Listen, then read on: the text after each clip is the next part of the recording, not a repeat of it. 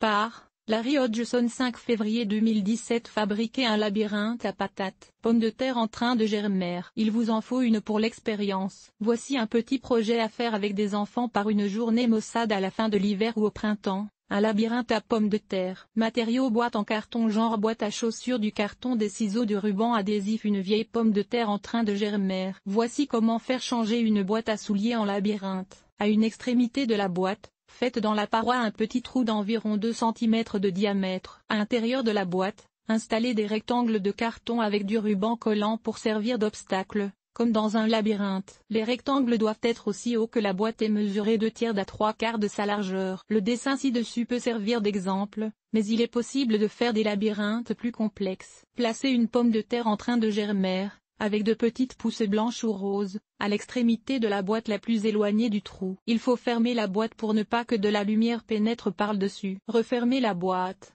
Regardez aux 2 ou 3 jours pour voir ce qui se passe. Résultat: la tige finira par trouver la sortie. La tige de la pomme de terre s'allongera et finira par contourner les obstacles, arrivant éventuellement à sortir par le trou. Explication: les plantes ont besoin de lumière pour leur survie, c'est leur seule source d'énergie. Quand la lumière manque, comme dans ce labyrinthe, la plante fera du phototropisme, elle poussera en direction de la source de lumière, quitte à contourner des barrières s'il le faut. Une fois exposée à la lumière, la tige, jusqu'alors pâle, verdira et des feuilles sortiront et commenceront à faire de la photosynthèse. Maintenant, on plante.